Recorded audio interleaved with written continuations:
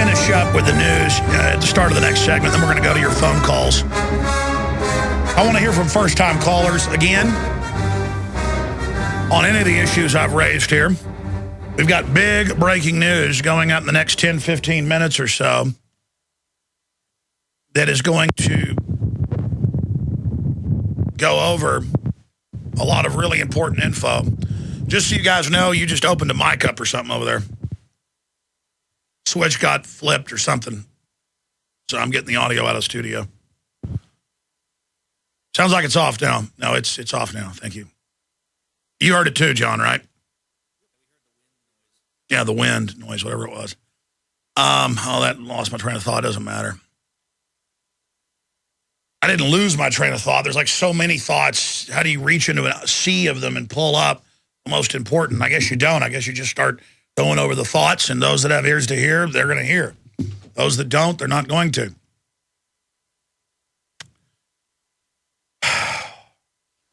Very soon, Watson is going to have this military news. In fact, I'm going to call Watson. This news is so big, I need to find out when he's going to have this up and ready. I'd call him on my regular landline here, but it doesn't work anymore. Oh, they turned it back on. Hold on. That's awesome. I didn't have this phone for a few weeks. I don't know what's going on in here. And then we come back, I'll go to your phone calls and the news and all the rest of it. The toll-free number to join us is 800-259-9231. First-time callers, 800-259-9231 on this Friday worldwide broadcast. I know Watson's deep in writing right now. He may have already posted it. Everybody just needs to hit refresh. Hey, Watson, what's your ETA, brother?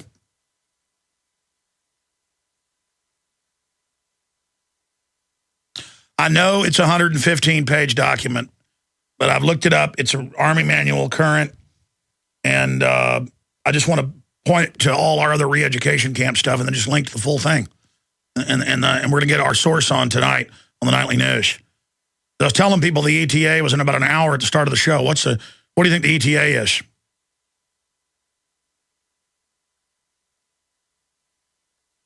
Okay, half an hour. Do what must be done, Watson. I mean, it's just, confirmed military training to use machine guns and mortars for martial law. I mean, you see all the re-education stuff and PSYOP stuff?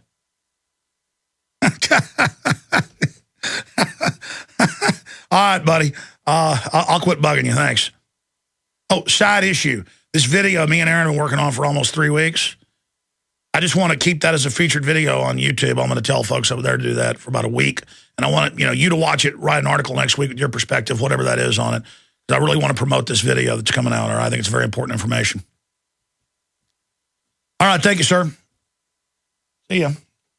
It's my right-hand guy right there. Always delivers. Okay. Oh, boy. We're going to go to break here, and I'm going to try to calm down. It's so ridiculous. It's so ridiculous. What we put up with in this country and the fact that it's going to get 50 times more out of control. And it's just, people do the same thing every generation over and over again. We're going into a really decadent cycle right now, a really dangerous, destructive cycle. And I just really feel sorry for people. I really do, because we have been so spoiled rotten after all our forebears developed and built for us. And Katie bar the door. I just think about children, though, and that's where I get angry, and that's why we're going to have to get the word out as best we can, but prepare for physical defense. And once they start it, the best defense is a sustained, unmitigated offense. We'll be right back, ladies and gentlemen. Stay with us as we prepare to take the plunge into the New World Order. Through some of the top stories here, we have big breaking news with confirmed Army documents that add to the other pile of re-education camps, sustained massive warfare that they've trained in Iraq and Afghanistan, door-to-door roundups, killing political dissidents, just absolute treason being prepared. No wonder the military is waking up and going, oh, you're absolutely right, Alex. We've had military confirm that they've got states prepared to go against other states under federal command. And that's in the John Moore Defense Authorization Act. But that they're actually training to send in armor and air from other states into states they think that may secede. But the Union was hijacked by foreign banks who announced they've conquered us on the news, like Hitler parading Paris after they surrendered. And you know what? Most of the cops went out and saluted Hitler and said, all right, we're under German control now. They were called the Vichy French. And I guess that's really what's happening here. I'm not guessing that's what's happening, because they just do it by increments. And now they have the TSA out there engaging in every form of bizarreness you can imagine. It seems bizarre if you really believe they were trying to keep you safe from imaginary terrorists that the globalists openly fund in Libya and Syria. That's back in mainstream news. TSA explains bizarre new policy of testing drinks purchased in airports. Agency claims it is attempting to be unpredictable. Now, again, to be clear, I've seen this for at least 3 years, but now they're announcing it because it's going in everywhere. You go through, you go to a shop because now you need the little thing of shampoo, and you need the toothpaste because you can't have that because you're a terrorist, and you need the bottle of water, and maybe you go get a sub sandwich because you're going to get on the 4-hour flight. Don't we all do that? You go get it, you stick it in your bag, and here comes waddling up people with a cart, and they're now starting. By the way, I saw this 8 years ago, or about 7.5 years ago, when I was in San Francisco. I saw them searching people at the gate. It was a group of World War II vets wearing their caps from the USS Arizona that had survived. I'll never forget this. And back then, I was not really intimidated, but I wouldn't pull a camera out, on the security at a gate because I knew they'd come after me. Nowadays, I just do it. I'm done. I don't care. I've told the story probably 20 times that this one World War II vet wearing the Arizona hat had his wife with him who looked like she was about 2 steps from the grave. He was about half a step from the grave. I bet that guy died within a month. He was going back to see his buddies. His eyes were peeling down with water dripping out of them. When somebody looks like they're about to, literally, he had a walker and an oxygen tank. And this guy jabbering at him was some private security they had there. It was called, I think, Wolverine Security. Bright blue, something like Cobra Commander would wear, going, I couldn't understand what he was even saying. Gibbering at him and poking at him. And the old guy obviously had hearing aids on, didn't even know what planet he was on. Imagine you got an old man who looks like a reanimated corpse. Okay, he looked that bad. Okay, there with his wife, and there's a bunch of guys getting on a plane to go to the World War II Pearl Harbor Memorial. Because a few days later, I was back in Austin. I remember on the news there was the whole event. I'd seen the guys flying out of San Francisco to Hawaii. Can you imagine wanting to come over and gibber and jabber and poke at some old man because they don't understand you? Imagine the lowness of someone like that. We've had Colonel Craig Roberts on, who flies a lot. He talks about how he's seen that himself. It's like there's something about these wolves, these wimps who want to be predators, who when they see a woman or a child or an old person, it gets, and the worse off they are, the more excited they get. Like you see an old person, you immediately want to go over and help them. And you think about your grandmother or your grandfather, or you think about, memories come back of visiting people on their deathbeds, and you want to honor the old. And then you see these people, and that's what our country's become. That's who we are. It is a religion of treating us like garbage, running us into the ground, dominating us. And so, okay, you want to trade liberty and freedom and a stiff backbone with a jellyfish servile system? Knock yourselves out. Knock yourselves out. I'm preaching again. TSA explains bizarre new policy of testing drinks purchased in airports. Agency claims to be unpredictable. It wants to be unpredictable. You mean power grabbing? Because it's always more. Now they're saying, oh, we've decided to stop stripping women and children in front of people, taking their pants off, their shirts off. You've seen those countless videos on the news. You don't have a choice now. We're taking you to the back room. And see, this is the point now where I can't fly at that point. Because these are known criminals hiring felons, pedophiles, killers, I haven't seen killers yet, bank robbers, and they want to get you back there, and they've killed people at these. They'll get you back there and beat your brains out and say you died in the cell. You saw that happen out in Phoenix. They'll get the local cops in there to do it with you.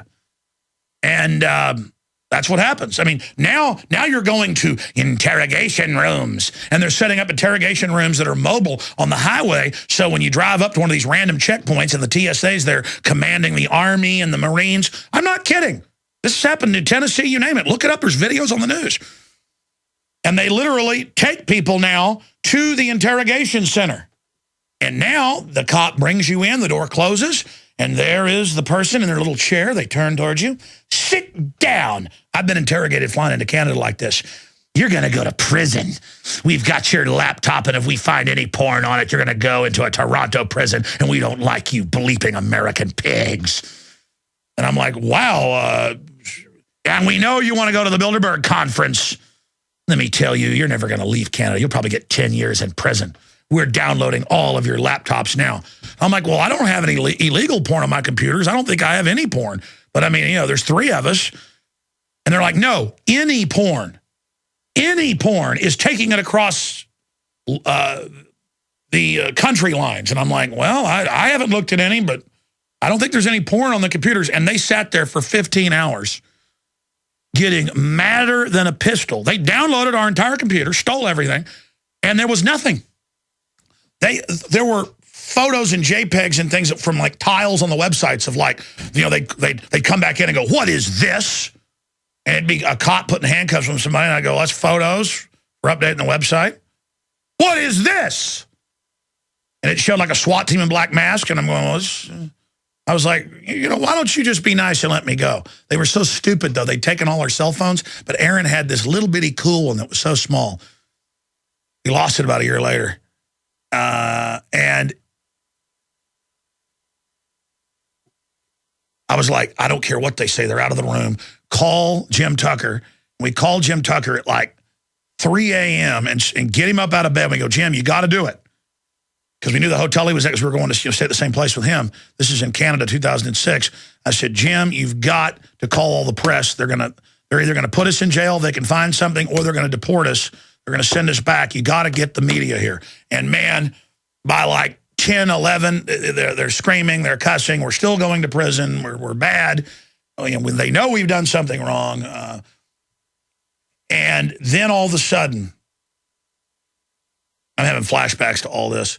All this media shows up out front. We can't see him. And the guy comes in totally fake and nice and goes, I have a daughter.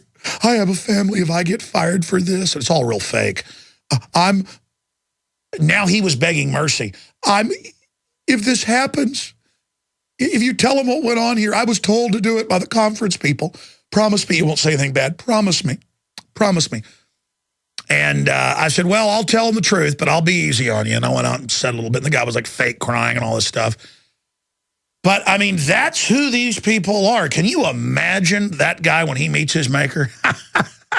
Boy, I don't want to judge you, but I don't think God's going to like you too much. That's all I got to say. I mean, look, cowards are the worst thing on earth. If you're going to be evil, then stick to it and enjoy it. I mean, I couldn't imagine. This guy had endless energy from like 10 o'clock at night until noon the next day, or longer, 8 o'clock at night, whatever it was, to march back and forth. And I mean, mainly had me behind closed doors yelling at me. And it was just pathetic. It was an absolute pathetic. It was pathetic. You do not scare me. Well, your weakness scares me. I mean, looking at you is scary. Looking at your essence, looking right into your bones is disgusting. Because I don't have some high view of myself, but my goodness, these wimps that want to exercise power on people, only the most cowardly, pathetic jellyfish are like that. And I want to thank God every day that I wasn't born like that I wasn't born a bully, because there's nothing more disgusting than a filthy bully. And you know where bullies are going to go in the history, in the dustbin. So they're announcing that they will have unpredictable measures to snare